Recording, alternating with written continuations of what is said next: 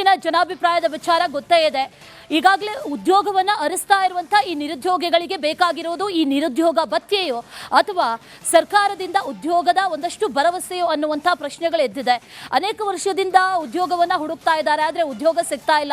ಪ್ರತಿಭಟನೆಗಳು ನಡೀತು, ಆದರೆ ಯಾವುದೇ ಪ್ರಯೋಜನ ಆಗಿಲ್ಲ. ಕಾಲರ್ ಕೂಡ ರೆಡಿ ಇದ್ದಾರೆ. ರವಿಕುಮಾರ್ ಕರೆ ಮಾಡಿದ್ದಾರೆ. ರವಿಕುಮಾರ್ ಅವರೇ ನಮಸ್ತೆ.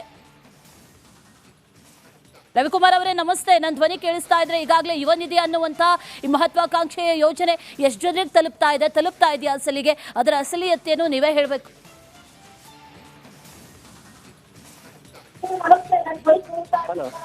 ರವಿಕುಮಾರ್ ಅವರೇ ದಯವಿಟ್ಟು ಟಿವಿ ವಾಲ್ಯೂಮ್ನ ಮ್ಯೂಟ್ ಮಾಡಿ ಮಾತಾಡಿ. ಮೇಡಮ್, 3 ವರ್ಷದ ಸರ್ಕಾರದ ಸಾಧನೆ ಶೂನ್ಯ ಮೇಡಮ್. ಯುವ ನಿಧಿ ಗ್ಯಾರಂಟಿ ಇನ್ನ ಜಾರಿಗೆ ಆಗಿಲ್ಲ ವಿದ್ಯಾರ್ಥಿಗಳಿಗೆ. ಏನು ಮೇಡಮ್, ನೀವು ಫಲಾನುಭವಿನ ಹೇಗೆ ಉದ್ಯೋಗ ಹುಡುಕ್ತಾ ಇದ್ದೀರಾ ಅಥವಾ ಹೇಳಿ? ಉದ್ಯೋಗ ಸೃಷ್ಟಿ ಆಗಿಲ್ಲ ಮೇಡಮ್. ಯುವ ನಿಧಿಗೆ ದುಡ್ಡು ಕೂಡ ಸರಿಯಾಗಿ ಹಾಕಿಲ್ಲ ಸರ್ಕಾರದಿಂದ. ಗ್ರಾಮೀಣ ಪ್ರದೇಶದಲ್ಲಿ ಸ್ಕೂಲ್ಗಳಲ್ಲಿ ಶಿಕ್ಷಕರು ಸ್ವಲ್ಪ ಕೊರತೆ ಇದೆ. ಏನ್ ಮೇಡಮ್, ಸರ್ಕಾರದ ಸಾಧನೆ ಇನ್ನೇನಿದೆ ಮೇಡಮ್? ಅಭಿವೃದ್ಧಿ ಆಗಿಲ್ಲ ಗ್ರಾಮೀಣ ಪ್ರದೇಶದಲ್ಲಿ. ಇವತ್ತಿನವರೆಗೆ ಅಭಿವೃದ್ಧಿ ಆಗಿಲ್ಲ. ಸರ್ಕಾರದಿಂದ ಸಾಧನೆ ಸರಿಯಾಗಿ ಆಗಿಲ್ಲ ಮೇಡಮ್. ಇದು ಈ ಕಡೆ ನಮ್ಮ ಭಾಗದಲ್ಲಿ ಬಳ್ಳಾರಿಯಾಗ ಕಮ್ಮಿ ಮೇಡಮ್ ಆಗಿರೋದು ಸ್ವಲ್ಪ ಸಾಧನೆ. ಒಟ್ಟಾರೆ ಸರ್ಕಾರದ ಸಾಧನೆ ಶೂನ್ಯ ಅಂತೀರಿ. ಧನ್ಯವಾದ ರವಿಕುಮಾರ್ ಅವರೇ ಕರೆ ಮಾಡಿ ಮಾತಾಡಿದಕ್ಕೆ.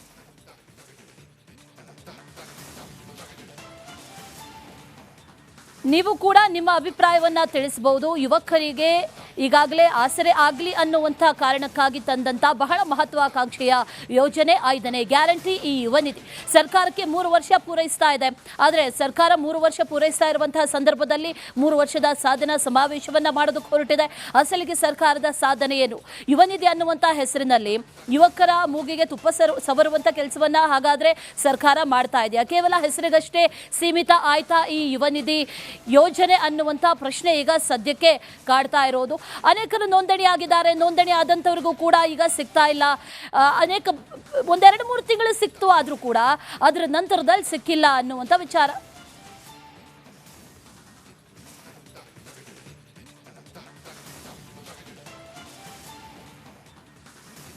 ಬಾಗಲಕೋಟೆಯಿಂದ ರವಿ ಅಂತ ಹೇಳಿ ನಮ್ಮ ಜೊತೆ ದೂರವಾಣಿ ಸಂಪರ್ಕದಲ್ಲಿದ್ದಾರೆ. ನಮಸ್ಕಾರ ರವಿ ಅವರೇ. ನಮಸ್ಕಾರ ಮೇಡಮ್. 2 ಭರವಸೆ, ಒಂದು ಉದ್ಯೋಗ ಕೊಡೋದು, ಮತ್ತೊಂದು ಭರವಸೆ ಉದ್ಯೋಗ ಸಿಗದೇ ಇದ್ದವರಿಗೆ ಈ ಯುವ ನಿಧಿ ಹೆಸರಲ್ಲಿ ಭತ್ಯೆ ನೀಡೋದು. ಸರ್ಕಾರದ ಈ 2 ಭರವಸೆಗಳು ಎಷ್ಟರ ಮಟ್ಟಿಗೆ ನಿಮ್ಮ ಪ್ರಕಾರ ತಲುಪಿದೆ ಯುವ ಜನತೆಗೆ? ಮೇಡಮ್, ಅವ್ರು ಏನ್ ಮಾಡ್ತಾ ಇದಾರೆ ಅಂತಂದ್ರೆ ಇವಾಗ ಅವ್ರವ್ರ ಬೆಳೆ ಕಾರಣ ಬೇಯಿಸ್ಕೊತಾ ಇದಾರೆ. ವಿದ್ಯಾರ್ಥಿಗಳ ಬಗ್ಗೆ ಯಾವುದೇ ಕಾಳಜಿ ಇಲ್ಲ. ಇವಾಗ 3 ಸಾರಿ ನಾವು ಹೋರಾಟ ಮಾಡಿದ್ವಿ. ಧಾರವಾಡದಲ್ಲಿ, ಕಲಬುರಗಿಯಲ್ಲಿ. ಧಾರವಾಡದಲ್ಲಿ 2 ಸಾರಿ ಮಾಡಿದ್ವಿ. ಆದ್ರೂ ಇದುವರೆಗೂ ಯಾವುದೇ ಒಂದೇ ಇದನ್ನ ಮಾಡಿಲ್ಲ, ಕನ್ಫರ್ಮ್ ಆಗಿಲ್ಲ. 3 ವರ್ಷ ಆಯ್ತು. ಬಟ್ ಇವಾಗ 56,000 ಪ್ಲಸ್ ಹುದ್ದೆಗಳಿಗೆ ಕಾಲ್ ಫಾರ್ ಮಾಡಿದೀವಿ. ಜೊತೆಗೆ 3 ವರ್ಷ ಯಶಸ್ವಿಯಾಗಿ ಸರ್ಕಾರ ನಡೆಸಿದೀವಿ. ಪಂಚ ಗ್ಯಾರಂಟಿ ಅನುಷ್ಠಾನ ಮಾಡಿದೀವಿ. ಸಾಧನಾ ಸಮಾವೇಶ ಮಾಡ್ತೀವಿ. ಇದೆ ಅಲ್ವಾ ಸರ್ಕಾರ ಹೇಳ್ತಿರೋದು? ಸರ್ಕಾರ ಹೇಳ್ತಾ ಇದೆ ಮೇಡಮ್, ಅದು ಯಾವ್ದು ಇದನ್ನ ಆಗ್ತಾ ಇಲ್ವಲ್ಲ, ಜಾರಿ ಆಗ್ತಾ ಇಲ್ವಲ್ಲ. ಇವಾಗ ಅವ್ರು ಇದನ್ನ ಮಾಡ್ತಾರೆ, ಅದನ್ನ ಬಿಟ್ಬಿಟ್ಟು ಇವಾಗ ಕೇಂದ್ರದಿಂದ ಅದಾಗಿದೆ ಇದಾಗಿದೆ ಅಂತ ಬರೀ ಅವ್ರ ಮೇಲೆ ಇವ್ರು ಹಾಕ್ತಾರೆ, ಇವ್ರ ಮೇಲೆ ಅವ್ರು ಹಾಕ್ತಾರೆ. ಯಾವುದೇ ರೀತಿ ಯಾವುದೋ ಒಂದು ಕೆಲಸ ಆಗ್ತಾ ಇಲ್ಲ. ಇನ್ನೊಂದು ಏನಂತಂದ್ರೆ ಇವಾಗ ಏಜ್ ಜಾಸ್ತಿ ಮಾಡಿದೆ ಅಂತ ಹೇಳ್ತಾರೆ. ಏಜ್ ಜಾಸ್ತಿ ಮಾಡಿ ಏನು ಯೂಸು? ನೆಕ್ಸ್ಟ್ ಇಯರ್ ಇದನ್ನ ಎಲೆಕ್ಷನ್ ಅನೌನ್ಸ್ ಆಗುತ್ತೆ, ಮತ್ತೆ ವೇಸ್ಟ್ ಅದು. ಈ ತರ ಮಾಡಿಬಿಟ್ಟು ಜನಗಳಿಗೆ ಯಾಮರ್ಸ್ತಾ ಇದ್ದಾರೆ ಮೇಡಮ್. ಈ ಯುವ ನಿಧಿ ಅಂತ ಹೇಳ್ತಾರೆ. ಯುವ ನಿಧಿ ಬೇಕಾಗಿಲ್ಲ ಯಾರಿಗೂ ಬೇಕಾಗಿದೆ ಯುವ ನಿಧಿ? ಯುವ ನಿಧಿ ಬೇಕಾಗಿಲ್ಲ. ಜನಗಳಿಗೆ ವಿದ್ಯಾರ್ಥಿಗಳಿಗೆ ಜಾಬ್ ಕೊಡ್ಲಿ, ಕಾಲ್ಫಾರ್ ಮಾಡಬೇಕು. ಅದನ್ನ ಬಿಟ್ಬಿಟ್ಟು ಇವರು ಅವ್ರು ಇದನ್ನ ಮಾಡಿದ್ರು, ಇವ್ರು ಇದನ್ನ ಮಾಡಿದ್ರು. ಕೇಂದ್ರದಿಂದ ಹಂಗಾಗಿದೆ. ಇವಾಗ ಅದನ್ನ ಇದನ್ನ ಬಿಟ್ಟಿದ್ದಾರೆ. ಇವಾಗ ಲಾಸ್ಟ್ ಟೈಮ್ ಏನ್ ಮಾಡಿದ್ರು, ಎಲೆಕ್ಷನ್ ಆದ ಕೂಡಲೇ ಮಾಡ್ತೀವಿ ಅಂತ ಹೇಳಿದ್ರು, ಅವಾಗ ಮಾಡ್ಲಿಲ್ಲ. ಇವಾಗ ಜಿಲ್ಲಾ ಪಂಚಾಯತ್ ಎಲೆಕ್ಷನ್ ಬರ್ತಾ ಇದೆ, ಮತ್ತೆ ಇವಾಗ ಇನ್ನೂ 1-3 ತಿಂಗಳು ಅಂತ ಹೇಳ್ತಾ ಇದ್ದಾರೆ. ಹೀಗೆ ತಳ್ತಾ ಇದ್ದಾರೆ. ಯಾವುದೇ ಕಾಲ್ಫಾರ್ಮ್ ಇದುವರೆಗೂ ಒಂದು ಆಗ್ತಾ ಇಲ್ಲ. ಆಮೇಲೆ ವಿದ್ಯಾರ್ಥಿಗಳು ಏಜ್ಗಳು ಹೋಗ್ತಾನೆ ಇದೆ. 3 ವರ್ಷದಿಂದ ಏನಾಗಿದೆ ಮೇಡಮ್? ಒಂದೇ ಒಂದು ಕಾಲ್ಫಾರ್ಮ್ ಆಗಿಲ್ಲ ಇದುವರೆಗೂ.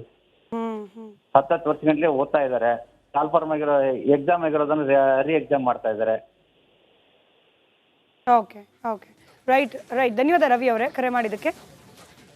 ಇನ್ನು ರಮೇಶ್ ಅನ್ನೋರು ಮಂಡ್ಯದಿಂದ ಕರೆ ಮಾಡಿದ್ದಾರೆ. ರಮೇಶ್ ಅವರೇ ನಮಸ್ಕಾರ. ನಮಸ್ಕಾರ ಸರ್. ಹೇಳಿ ರಮೇಶ್ ಅವರೇ, ಈ ಯುವ ನಿಧಿ ಯೋಜನೆ ಬಗ್ಗೆ ತಮ್ಮ ಅಭಿಪ್ರಾಯ ಏನು? ಉದ್ದೇಶ ಈಡೇರಿದೆ ಅಂತೇಳಿ ತಮ್ಗೆ ಅನ್ಸುತ್ತಾ ಸರ್ಕಾರದ್ದು? ಜನಗಳನ್ನ ಯಾಮಾರಿಸಿ ಯೋಜನೆಗಳಿವು.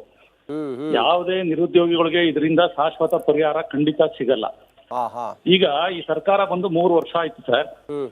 ಇವರು ಚುನಾವಣಾ ಪ್ರಣಾಳಿಕೆಯಲ್ಲಿ ಹೇಳಿದ್ದಾರೆ ಪ್ರತಿ ವರ್ಷ 1 ಲಕ್ಷ ಹುದ್ದೆನ ನಾವು ತುಂಬ್ತೀವಿ ಅಂತ. ಈಗ 3 ವರ್ಷ ಆಯ್ತು, 4,00,000 ಹುದ್ದೆನೂ ತುಂಬಿಲ್ಲ ಇವರು. ಜೊತೆಗೆ ಈಗ ನಿಮ್ಮಂತ ಟಿವಿನಲ್ಲಿ ನೋಡ್ತಾ ಇದ್ವಿ ನಾವು, ಉನ್ನತ ಶಿಕ್ಷಣ ಇವರು ವೈದ್ಯಕೀಯ ಸಚಿವರು ಹೇಳ್ತಾರೆ 40,000 ಹುದ್ದೆ ತುಂಬಿದೀವಿ ಅಂತ. ದಯವಿಟ್ಟು ಅವ್ರು ಹೇಳಿ 40,000 ಹುದ್ದೆ ಯಾವ್ಯಾವ ಇಲಾಖೆಯಲ್ಲಿ ಯಾವ್ಯಾವ ಕೇಡರ್ಗೆ ಇವರು ಉದ್ಯೋಗ ಕೊಟ್ಟಿದ್ದಾರೆ ಅಂತ ದಯಮಾಡಿ ಸರ್ಕಾರ ಒಂದು ಪತ್ರ ಹೊರಡಿಸ್ಲಿ ಗೆಜೆಟ್ ಅಲ್ಲಿ. 1 ಲಕ್ಷ ಹುದ್ದೆನ ತುಂಬ್ತೀವಿ ಅಂತ ಹೇಳಿದವರು ಮಿನಿಮಮ್ ಇವರು ವರ್ಷಕ್ಕೆ 10,000 ತುಂಬಿಲ್ಲ. ಟೋಟಲ್ 5,000 ಹುದ್ದೆನೂ ತುಂಬಿಲ್ಲ. ಎಲ್ಲ ಪೆಂಡಿಂಗು. ಆ KPSC ಭ್ರಷ್ಟಾಚಾರದ ಕೇಂದ್ರ ಆಗಿದೆ. ಎಲ್ಲ ಲಿವರ್ ಎಲ್ಲ ಭ್ರಷ್ಟರೇ. ಪ್ರತಿಯೊಂದು ಎಕ್ಸಾಮ್ನು ಕೂಡ ಅವರು ಇದುವರೆಗೂ ಪ್ರಾಮಾಣಿಕವಾಗಿ ಪಾರದರ್ಶಕವಾಗಿ ಅವರು ನೇಮಕಾತಿ ಮಾಡಿರೋದು ಇತಿಹಾಸದಲ್ಲೇ ಇಲ್ಲ. ಈ ತರ ಇದ್ದಾಗ ಇವರು ನಿರುದ್ಯೋಗ ಬಗ್ಗೆ ಕೊಟ್ರೆಷ್ಟು ಬಿಟ್ರೆಷ್ಟು ಸರ್ ಇವರು. ದಯಮಾಡಿ ನಾವು ಈ ಮೂಲಕ ಸರ್ಕಾರಕ್ಕೆ ನಿಮ್ಮ ಮೊದಲು ನಮ್ಮ ರಿಪಬ್ಲಿಕ್ ಕನ್ನಡಕ್ಕೆ ಧನ್ಯವಾದ ಅರ್ಪಿಸ್ತೀನಿ ನಾನು. ಈ ಯುವಜನ ಅದರಲ್ಲೂ ನಿರುದ್ಯೋಗಿಗಳ ಬವಣೆ ಬಗ್ಗೆ ತಾವು ಒಳ್ಳೆಯ ಕಾರ್ಯಕ್ರಮ ಮಾಡ್ತಾ ಇದ್ದೀರಿ. ನಾವು ನಿಮ್ಗೆ ಅಭಿನಂದನೆಗಳು ಸಲ್ಲಿಸ್ತೀವಿ.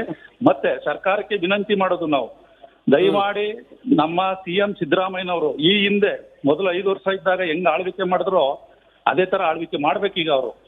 ಕೇವಲ ಈ ಕಣ್ಣೋರ್ಸು ಗ್ಯಾರಂಟಿಯಿಂದ ಶಾಶ್ವತ ಉದ್ಯೋಗ ಸಿಗಲ್ಲ. ಈಗ ಆಲ್ರೆಡಿ 3 ವರ್ಷ ತುಂಬೋಗಿದೆ. ಒಂದೇ ಒಂದು ಉದ್ಯೋಗ ಶಾಶ್ವತ ಯೋಜನೆಗಳನ್ನ ಮಾಡಿಲ್ಲ. ಇದು ಉದ್ಯೋಗ ಭಾಗ್ಯ ಅಂತ ಒಂದು ಕೊಡ್ಲಿ ಸರ್ ಇವರು.